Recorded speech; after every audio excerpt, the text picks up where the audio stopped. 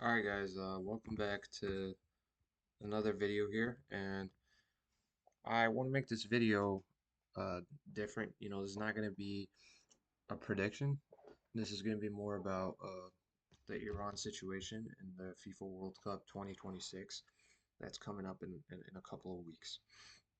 So, just for starters, the good news is that, after playing Costa Rica, who were finished since 2014, I mean, 5-0 is great, but, New Zealand beat Chile 4-1 too. Right?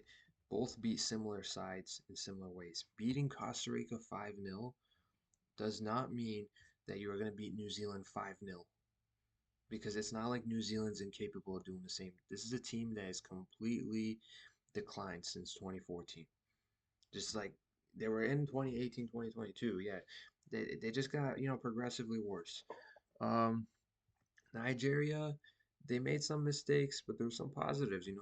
Illinois' 5-4-1 utilized the wingbacks pretty well, but the center backs were still an issue. And Taremi, I think, got an equalizer, but it got disallowed. So, that's kind of a reflection of how they would play against Egypt. I think they would be 2-1, but mainly because of the World Cup and the drama in the end. I think Iran can make it 2-2. It's going to be a narrow loss or a draw for Iran. That was good prep. Good prep. But you don't have an excuse for Belgium. Spain did not want to play this Iran side because of human rights issues. And they have that right. They don't want to, let's say, play against a country that has completed, a lot of oppression towards its people. Even though I say that these guys are athletes, they need to prep against the European side. It's I get it. They want it to be supportive, but then Angola wants to pull out. North Macedonia wants to pull out. Thankfully, we got Mali, but I don't know if they pull out too, because we got a lot of these confirmation type of news when they were gonna play Angola, Puerto Rico, and all these teams. The thing is, none of these sides are actually top tier preparations. I always criticize the quality of prep that Iran got, but the problem here is Iran's uh Iran's prep quality is something that we no longer care about because there's a bigger issue is that they can't even get prep, right? And this Gambia side that you're playing is 30 rankings lower than New Zealand. They are an African nation. I think it's somewhat of a prep for Egypt, but like teams like Egypt and Senegal beat Gambia 3-1. So if you want to evaluate how ready Iran is for Egypt, even then it's still not a reliable way to look at it because so what if Senegal beat Gambia 3-1? Oh, Iran beats them 3-1. That means that they can tie Senegal. No, match by match, it's just got a different complexion to it. But the thing is, because the sport is actually unpredictable. But the thing is, like, I'm just looking at it like this: which of these teams, in terms of style, are the same, right? And I don't care if like they're from the same continent, same difficulty level. Difficulty level wise, Gambia is weaker than all three. If I were to choose one, I would say maybe like a hybrid of Egypt, New Zealand. I don't know. I think Mali is a great prep for both Egypt, New Zealand. Gambia is just an easy match, but that's better than nothing because a lot of their players are domestic players, and that Persian Gulf League has been like suspended for a while. So they need to regain their fitness, and they had a mini camp in Iran where they played against themselves. Acceptable for the situation, as much as it sounds like a joke. For the situation, acceptable. They're going to Turkey and they're playing these two matches. And the real thing I want to talk about is the visas. They're going to the embassy there, and I think they already did the work, right? And they applied for visas, and they did the fingerprint and work like that. But the thing is, I don't want to overcomplicate this, right? Why did they not have visas by now, right? December 5, 2025, there was a draw in Washington, D.C., and they did not let Galinoy, and not just Galinoy, the entire staff, they were not allowing them into DC for just a draw. How are these guys going to know what team they're playing? You know? Finally, they agreed to just let one of Galinoy in, and he made it. Right? This was before the war, and they were already having issues. I feel people mix things up and they want to put all the emphasis on the war. No, Iran was always having issues, right? America hosting it is what made it worse. Whether they started a war with Iran or not, because the war might happen again, and that's why these guys are literally in Turkey to get the stuff done, play the prep matches, but also that becomes their checkpoint to come to the USA, so they don't have to worry about getting out of Iran in June, right? They can get out around, yeah, they should be after the Gambia. I mean, how that the next thing I'm going to talk about is concerning. June 15, it's not that soon, but it's not that far off in terms of visa context, right? The thing is that Cheshmi got injured in training. They had to send him back and bring in Moranlu. Screw the fact that this guy's choice in selecting players is bad. I mean, you got a preliminary 30-man list that was pathetic, right? And the defense was Daniel Erie is the only youngster. Kenani Khalilzadeh are very red card prone. Some are injury prone. They're just too old and slow. How are you going to even play one knockout round if you make it out of the group? Because as much as it's favorable route, it's not that easy. How are you going to pull this off? And that's why it's a worry. But then Cheshmi, who was an awful selection, you're like, oh yeah, thank God he's injured. Who do you bring in? Moranlu, a striker that's awful, right? Although there is something I'm speculating. Taremi is an IRGC, and it's a mandate. They had to serve in the military. What do you want them to do? Right? Same with some of these guys in the Football Federation. They have nothing to do with this kind of crap. Labeling them as like terrorists. Okay, go ahead. Go ahead. Let them come to the USA. You're going to see they're just trying to play football. And they might not give them visas. Already, they're not giving it to any of them. If they're IRGC, now you have to file a separate paperwork just to bring them in, and they're not going to come. They're going to miss the tournament, right? So I'm going to talk about the alternatives that are going to happen if by June 15 everything doesn't go the way that it should be, like it is for other nations. I'm not, and I know other nations have some issues, but I think Iran has been the in the spotlight amongst all the 48 nations, if I'm not mistaken. And the thing is, like, uh, yeah, you're not going to give it to all the players, and the fact that it's not ready, in December 5 you had an issue.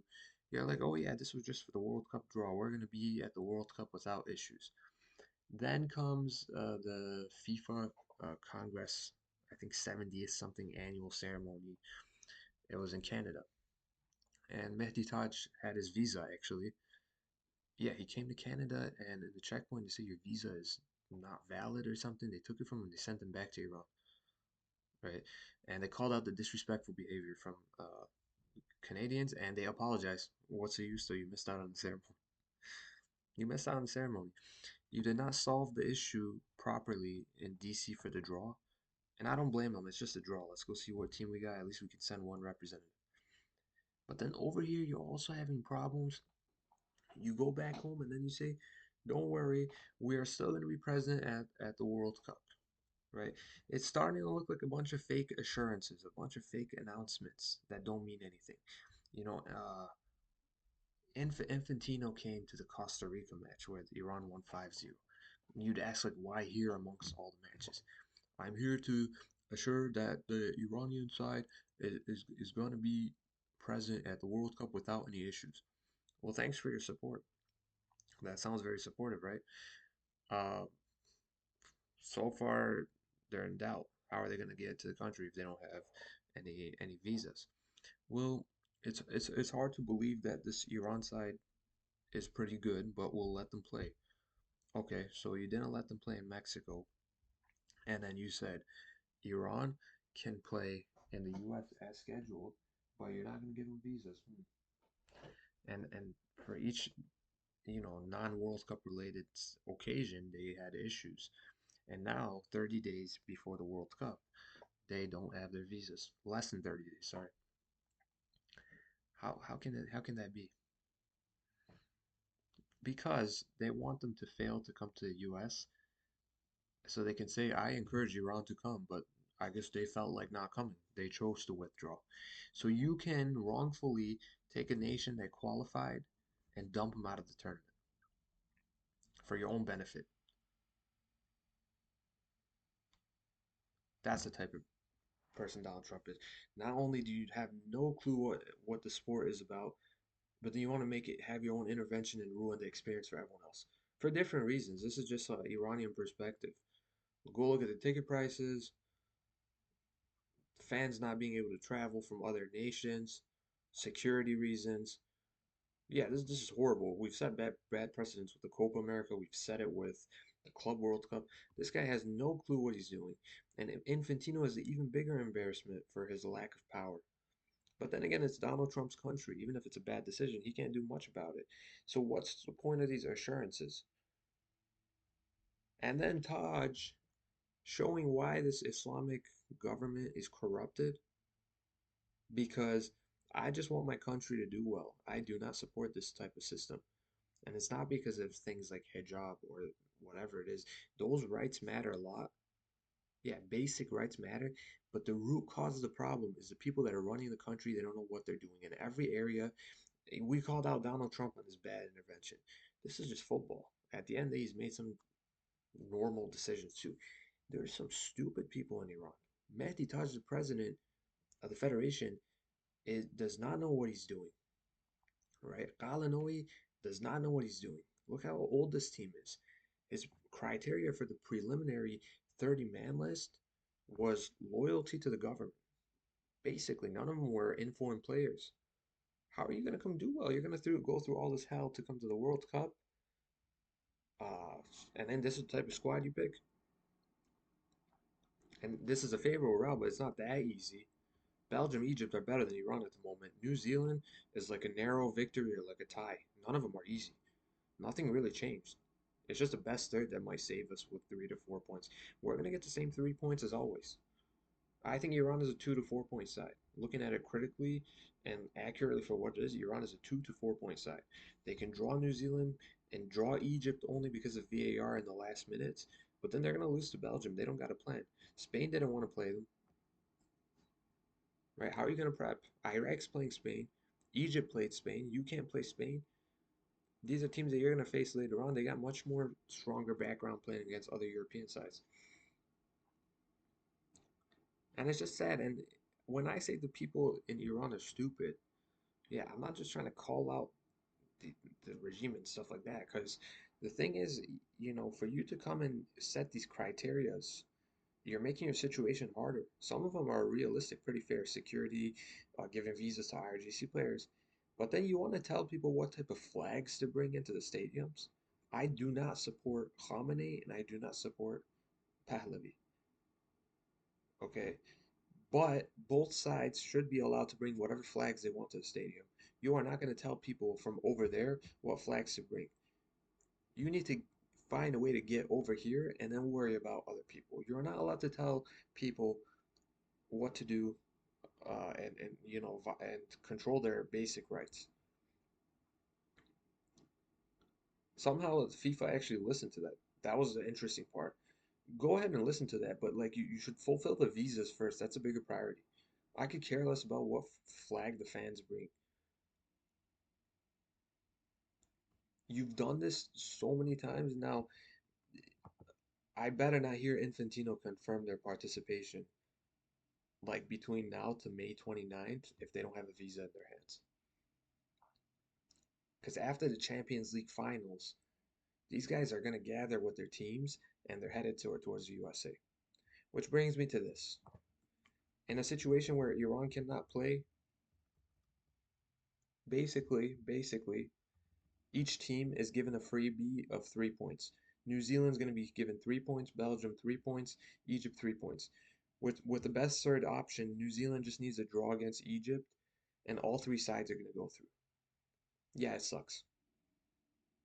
Italy would not make this group any more interesting because they couldn't even beat Bosnia. UAE is weaker than Iran.